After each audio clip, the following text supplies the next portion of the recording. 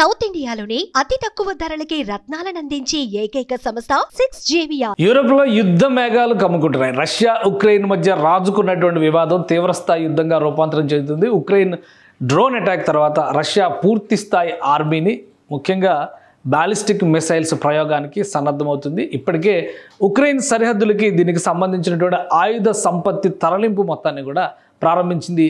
దీనిపైన Russian army భీకరమైనటువంటి ప్రకటనలు చేస్తుంది. ఈ ఘటన తర్వాత, ఈ దాడి తర్వాత ఉక్రెయిన్ ఖచ్చితంగా రష్యాలో అంతర్భాగం అయిపోతుందంటూ ప్రకటన చేస్తుంది. ఉక్రెయిన్ వేరే ఏదో దేశం కాదు, గతంలో పూర్వపు సోవియట్ యూనియన్లో భాగమైనటువంటి దేశం. మొత్తం 15 దేశాలు ప్రత్యేక రిపబ్లిక్లుగా విడిపోయాయి. వాటిలో ఉక్రెయిన్ ఒకటి. ఉక్రెయిన్ ఒక కీలకమైనటువంటి ప్రాంతం, దేశం కింద కూడా పరిగణించాల్సి ఉంది. ఎందుకంటే సోవియట్ యూనియన్గా ఉండేటువంటి క్రమంలో రష్యా ఆయుధ సంపత్తికి సంబంధించినటువంటి అనేక కర్మాగారాలు, వ్యవస్థలు మనం వినే ఉంటాం. న్యూక్లియర్ క్రైసిస్కి సంబంధించి, అంటే అణు విస్ఫోటం లేదంటే అణు ప్రమాదాలకు సంబంధించి చెర్నోబిల్ ప్రమాదం గురించి ఎప్పుడు ప్రస్తావిస్తారో అది ఉక్రెయిన్లోనే ఉంది. సో అక్కడ న్యూక్లియర్ పవర్ ప్లాంట్ను కట్టినటువంటి చరిత్ర కూడా రష్యాదే. సోవియట్గా ఉన్నప్పుడు చేసినటువంటి డెవలప్మెంట్ అది. ఇప్పుడు విడిపోయిన తర్వాత రెండు దేశాల మధ్య అభిప్రాయ భేదాలు రావడం, ఈ డ్రోన్ అటాక్ తర్వాత పూర్తి స్థాయి యుద్ధానికి సన్నద్ధం కావడం, అలానే Russia most powerful intermediate range ballistic మిసైల్స్ని ఉక్రెయిన్ మీద ప్రయోగించడానికి సన్నద్ధమవుతుంది. అసలు ఏంటి ఈ బాలిస్టిక్ మిసైల్స్ ఏంటి, దీని కథ ఏంటి అనేది చూద్దాం మనం. మొత్తంగా 4000 కిలోమీటర్ల లోపలికి చొరబడి మరి ఇక్కడ ఉన్నటువంటి ఉక్రెయిన్ రష్యా దేశంలోకి చొరబడి 4 చోట్ల ఎయిర్ బేస్ల పైన ధ్వంసం చేసినట్టుగా సమాచారం వచ్చింది. అలానే 7 ఎయిర్ బేస్లను పూర్తి స్థాయిలో ధ్వంసం చేసినట్టుగా ఉక్రెయిన్ చెప్తుంది. 41 యుద్ధ విమానాలు నాశనం అయ్యాయని చెప్తుంది. ఇప్పుడు దీనికి ప్రతీకారంగా వీటిని రెడీ చేసింది ఒరెన్స్టిక్కి సంబంధించినటువంటి కీలకమైనటువంటి ఇవి ఇంటర్ బాలిస్టిక్ మిసైల్స్. అంటే బాలిస్టిక్ మిసైల్స్ అంటే బలమైనటువంటి బాంబులు. దీని స్పీడ్ కూడా ఒక రేంజ్లో ఉంటుంది. దీన్ని అడ్డుకోవడం, ఇంటర్సెప్షన్ కూడా అంత ఈజీగా జరిగేటువంటి ప్రక్రియగా. దీనికి సంబంధించినటువంటి దృశ్యాలని ఇప్పుడు రష్యన్ ఆర్మీ షేర్ చేసింది. ఈ దృశ్యాలు చూస్తే గుండె ఆగిపోయేలా కనిపిస్తుంది.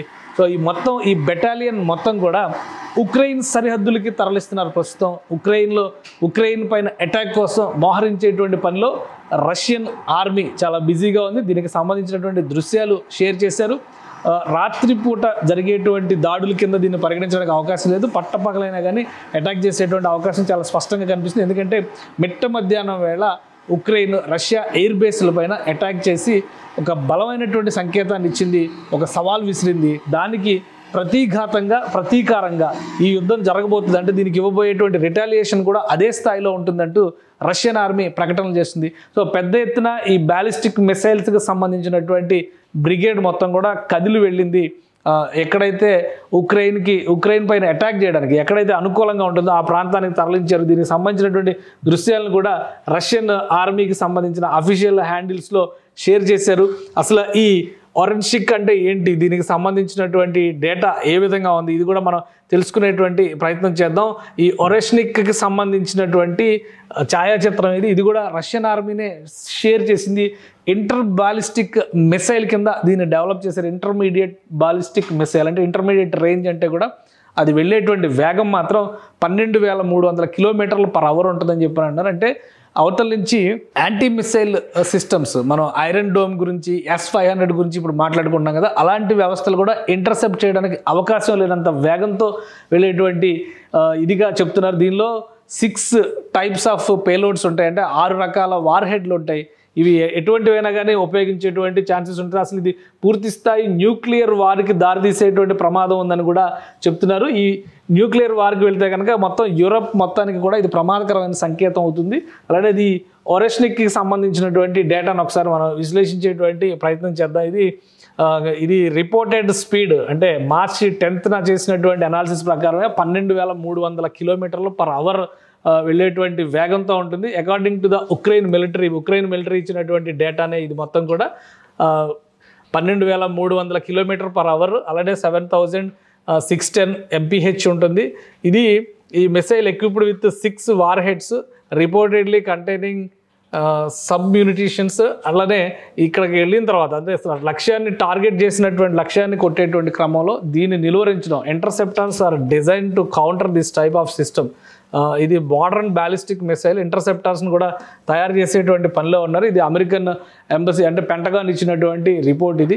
సో చాలా కీలకమైనటువంటి స్టేజ్లో ఇప్పుడు రష్యా ఉక్రెయిన్ వార్ ఉందని అర్థం చేసుకోవచ్చు. RS-26 రుబేజ్కి సంబంధించినటువంటి మోడల్స్ ఇవి.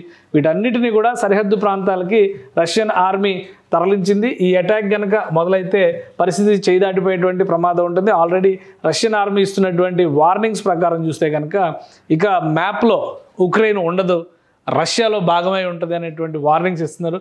సో ఏ విధంగా ఉంటుంది, తెల్లారితే పరిస్థితి ఎలా ఉంటుంది అనేటువంటి చర్చ కూడా జరుగుతూ ఉంది. రష్యన్ ఆర్మీకి తీసుకునేటువంటి కఠిన నిర్ణయం అంటే పూర్తి స్థాయి నిర్ణయం తీసుకునేటువంటి నిర్ణయాధికారాన్ని పూర్తిగా రష్యన్ ఆర్మీకి అప్పగించినట్టుగా చెప్తున్నారు.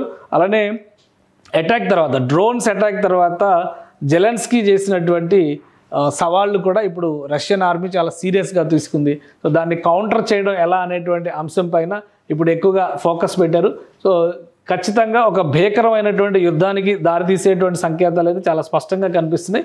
రష్యా వర్సెస్ ఉక్రెయిన్గా మొదలైనటువంటి ఈ సంగ్రామం యూరప్ వరకు వ్యాప్తి చెందేటువంటి ప్రమాదం కూడా ఉందంటారు. ఎందుకంటే యూరప్లో ఉన్నటువంటి కీలకమైనటువంటి నాటో టీం అలానే అమెరికా వీళ్ళంతా కూడా ఉక్రెయిన్ని సమర్థిస్తున్నటువంటి పరిస్థితి ఉంది. సో ఉక్రెయిన్ ఈ అండతోనే భారీ డ్రోన్ అటాక్కి సన్నద్ధమైంది, 7 ఎయిర్ బేస్ల పైన విధ్వంసం సృష్టించింది అనేటువంటి అభిప్రాయం కూడా ఉంది. సో యూరోపియన్ యూనియన్ మీద కూడా ప్రతీకారానికి కనుక రష్యా దిగితే ఈ యుద్ధం మరింత వ్యాప్తి చెందేటువంటి ప్రమాదం అయితే కనిపిస్తోంది. సుమన్ టీవీలో మీ పర్సనల్ అండ్ బిజినెస్ ప్రమోషన్స్ కోసం కింది నెంబర్కి కాంటాక్ట్ చేయండి.